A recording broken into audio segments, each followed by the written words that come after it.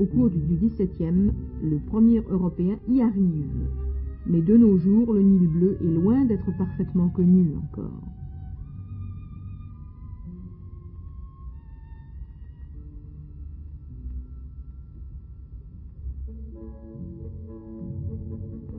Flamants roses se tiennent au bord de ce lac, qui se veut imprenable. Gardé par une ceinture de boue brûlante, les gens du pays l'appellent le lac pourri. L'eau a un goût affreux et aucun poisson ne peut y vivre.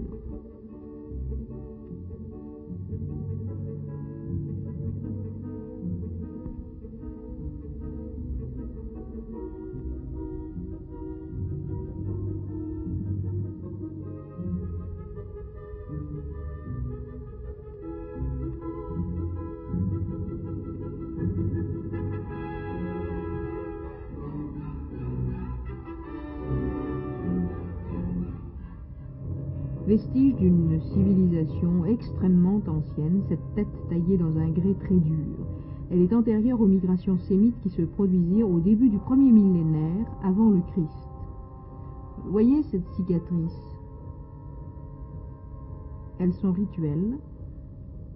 De nos jours, les populations les portent encore sur le front, vous allez le voir.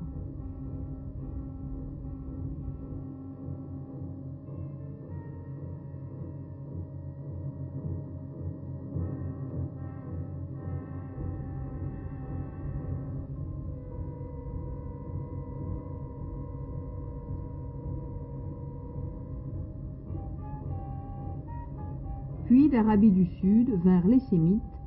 Ils fondèrent sur les hauts plateaux un royaume florissant, la capitale en est Aksum.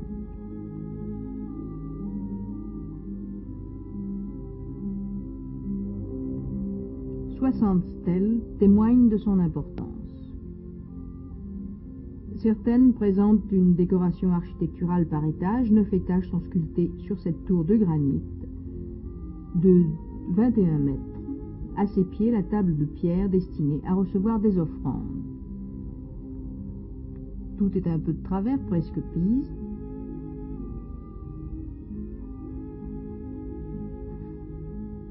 Il y a des stèles semblables qui s'élèvent au milieu des maisons d'Aksum. Elles sont seulement équarries.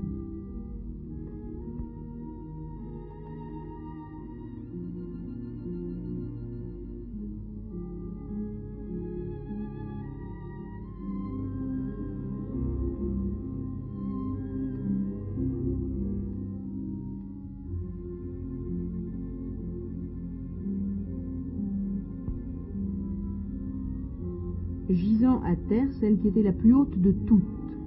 13 étages séparés les uns des autres par des disques en relief, figurant la charpente des constructions en pierre de l'époque, et par des séries de fenêtres de forme allongée semblables à celles des maisons du Yémen.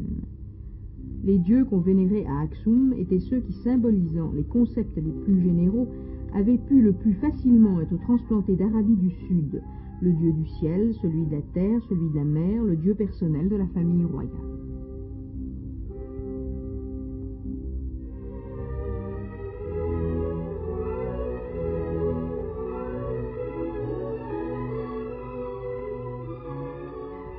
Ce personnage, assis sur son trône, a été sculpté 500 ans avant Jésus-Christ. La décoration de sa robe, qui suggère une broderie, sans doute incrustée de pierres de couleur, rappelle la Syrie. On retrouve les traces du compas qui a servi à tracer les rosaces.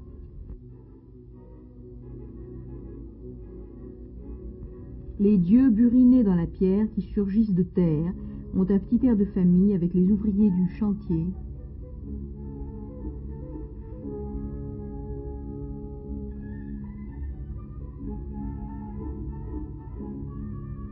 On recueille de nombreux fragments de poterie. L'un des plus beaux est cette tête de terre, cuite vernissée, qui correspond au bouchon ou au col d'une jarre.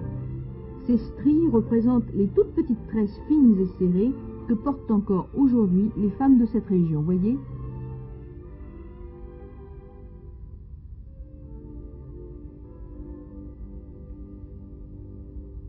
Des fouilles entreprises par une mission archéologique franco-éthiopienne vont permettre de faire la lumière sur le glorieux passé d'Aksum, dont bien des points demeurent obscurs.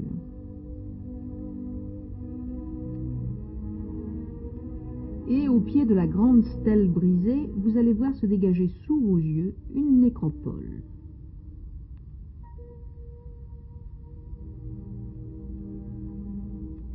Ces crânes sont ceux des derniers rois païens ou adorateurs d'astres de l'Éthiopie antique. La signification de ces stèles deviendra évidente, elles représentent les monuments funéraires et royaux. Presque tous les corps, orientés d'ouest en est, ont été enterrés à même le sol, sans sarcophage. Certains, les plus illustres sans doute, reposent au fond d'une espèce de baignoire, dont les murs ont une trentaine de centimètres environ. Selon un rite qui demeure encore tout à fait inconnu, ils ont les mains qui reposent sur le bassin, la bouche largement ouverte et les tempes écrasées.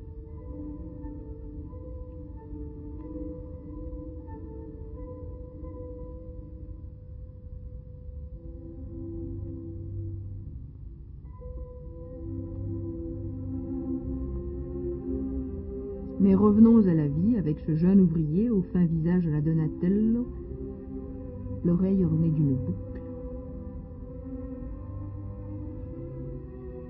Et des pierres d'autel surgissent des champs de ruines.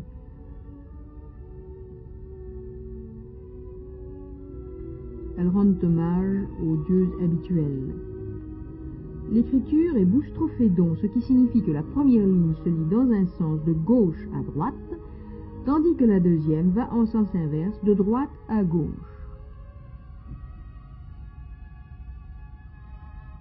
Au IVe siècle, ce royaume païen d'Aksum devient chrétien.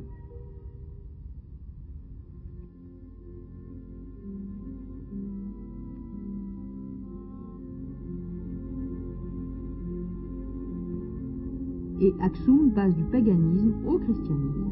Ce royaume restera chrétien jusqu'à nos jours, c'est le seul pays traditionnellement chrétien d'Afrique. Dans ce vallon, la vie continue. Les femmes lavent ensemble leur linge, et ce ruisseau est parfois à sec, mais il y a toujours de l'eau dans une citerne qui peut se comparer au grand réservoir d'Aden.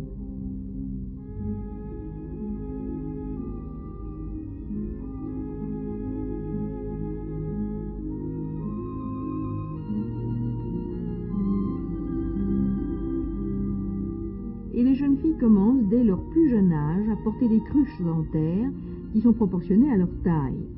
Les bassins et les marches qui y mènent sont un travail sud-arabique qui remonte à la plus haute antiquité et qui servait certainement dans les cérémonies païennes et royales.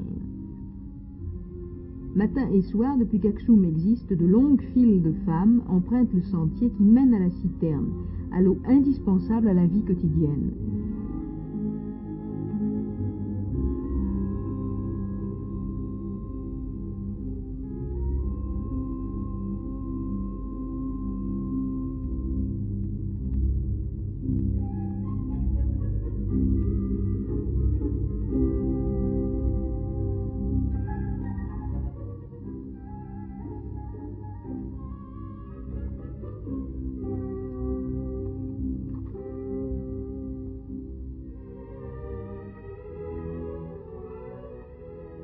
Siècles ont passé, nous sommes à Gondar, seconde capitale historique des empereurs d'Éthiopie. Lorsque le roi Fasilidas pose en 1650 la première pierre de son palais, c'est un bouleversement radical des habitudes de l'époque. Jusqu'alors, les rois n'ont pas de capitale fixe. La cour ambulante se déplace d'un bout à l'autre de l'Empire avec un déploiement inimaginable de tentes. D'abord 5 tentes pour l'empereur, ensuite des tentes pour chaque église, pour le trésor, pour la reine, les prêtres, les juges, les nobles, les cuisiniers, les commerçants, les artisans, etc. C'est ici qu'est reçu en 1699 le seul étranger à avoir connu ce palais habité par la cour, le médecin français Poncé, ambassadeur de Louis XIV.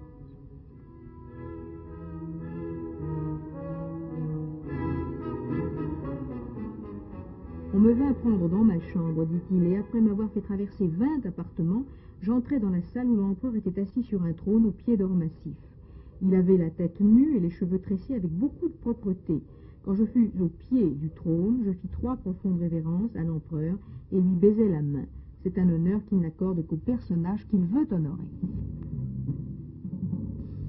car pour les autres, il ne donne ses mains à baiser qu'après que l'on soit prosterné 3 fois par terre et qu'on lui ait baisé les pieds.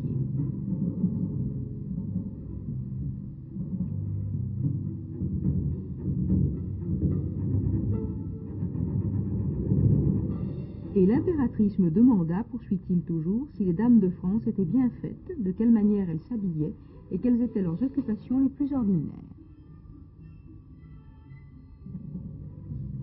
En voyage, l'empereur est toujours accompagné de 100 hommes, avec des corbeilles de pain, de 100 hommes avec des corbeilles de viande, et de ces 4 lions dont vous venez de voir un petit exemplaire. Ces lionnes sculptées il y a plus de 2000 ans témoignent que nous sommes bien au pays du lion de Juda. Aujourd'hui encore à Addis Abeba, les lions impériaux originaires de la province du Harar montent la garde à côté du palais de Sa Majesté Haïlé Sélassié, mais on ne les promène plus au bout de chaîne. Il n'y a encore pas si longtemps, l'empereur Théodore recevait les étrangers accoudés négligemment sur 2 magnifiques lions apprivoisés, pendant que 2 autres se roulaient, bâillaient et s'étendaient à ses pieds.